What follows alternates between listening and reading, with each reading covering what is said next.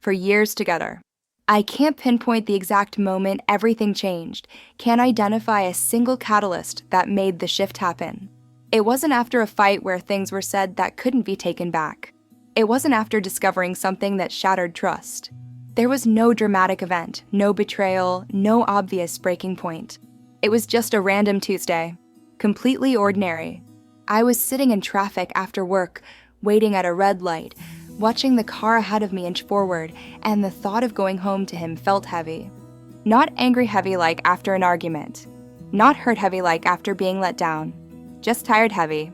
A weight that settled in my chest and made the idea of walking through the door, greeting him, existing in that space together feel exhausting in a way I couldn't quite explain.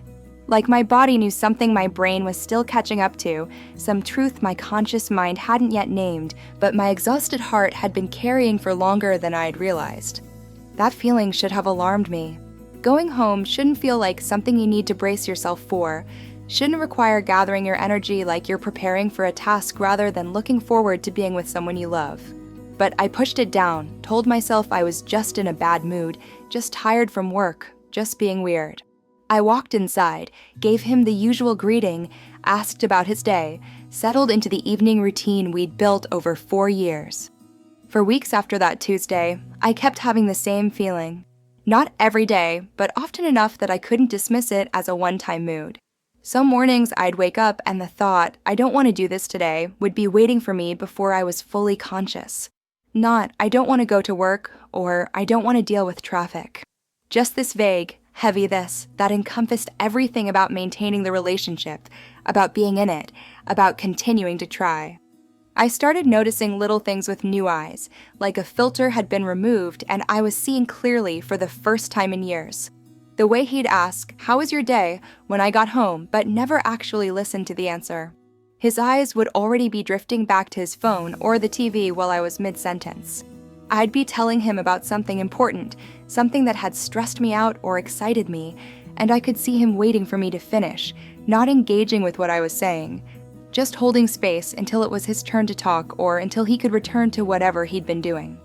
The way he'd agree to help with something, household tasks, errands, things we'd discussed, and he'd said yes to, then conveniently forget. Not once or twice, but consistently, a pattern so reliable I could predict it. I'd remind him gently, and he'd seem surprised, like we'd never talked about it, like agreeing to things and then not doing them was just an unfortunate accident that kept happening rather than a choice he was making to let me carry everything. The way he was a completely different person with his friends than he was with me. When they'd come over or when we'd meet them out somewhere, he'd transform. Suddenly he was funny, engaged, present in a way he never was when it was just us. He'd tell stories with energy and enthusiasm, listen to their problems with genuine interest, make plans with them that he'd actually follow through on. And I'd watch this version of him and think, where is this person when we're alone? Why doesn't he have any of this energy left for me? I'd been explaining all of this away for years. He's stressed from work, that's why he's distant. He's introverted, that's why he needs to decompress instead of talking. He's just comfortable with me, that's why he doesn't feel the need to impress me or make effort anymore. I had an explanation for everything, a rationalization that transformed concerning patterns into understandable quirks. I'd convinced myself these explanations were true, that I was being mature and understanding by accepting them.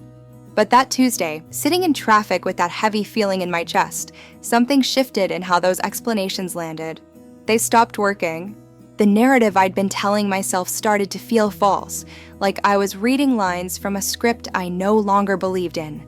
He's not stressed. He has plenty of energy for his hobbies and his friends. He's not too introverted to engage, just too uninterested in engaging with me. He's not comfortable. He's complacent. And I'd been doing all the work to maintain the illusion that this was normal, that this was fine. A few days after that Tuesday, I was home before him. I was making dinner when he came in, and he immediately sat down on the couch and opened TikTok. I could hear him laughing at videos, that genuine full laugh he used to have more often. I watched him scroll and laugh for 10 minutes straight, completely absorbed, genuinely entertained. Then I tried to tell him about a problem I was having at work, something that had been bothering me all day that I needed to process out loud. He looked up briefly and said, "Can you give me the short version?" Not with malice, not even with awareness that he was asking me to compress something important into a digestible summary while he'd just spent 10 minutes on meaningless videos. Just casual, like it was a reasonable request, like my need to talk about my actual life was an inconvenience compared to his need to scroll. And something in me just shifted. Not broke, not snapped. Shifted. Like a tectonic plate moving, subtle but irreversible. I heard myself say, "Never mind," and turn back to the dinner I was making. But inside, I was experiencing something I'd never felt before with him. It wasn't anger or hurt, the emotions I was familiar with when he let me down. It was clarity. Cold, simple, undeniable clarity. I watched him go back to his phone and I thought, I don't want to do this anymore. Not the relationship necessarily, though maybe that too, but the trying, the hoping, the adjusting, the waiting for him to meet me halfway when he'd never shown any signs of wanting to. It wasn't dramatic. I didn't throw anything or cry or yell. I didn't tell him what I'd just realized. I just looked at him scrolling on his phone, heard him laugh at another video, and understood with perfect clarity that this was it. This was what I'd signed up for, what I'd been accepting, what I'd been making excuses for. And I didn't want it anymore. Not because he was terrible, he wasn't. Not because he'd done something unforgivable, he hadn't. Just because I was tired of being the only one trying, the only one hoping, the only one investing. The strangest part was that I still loved him. That's what confused me the most in the days that followed that shift. I'd look at him and feel genuine affection, remember good times we'd had, appreciate things about him that I valued. The love was still there.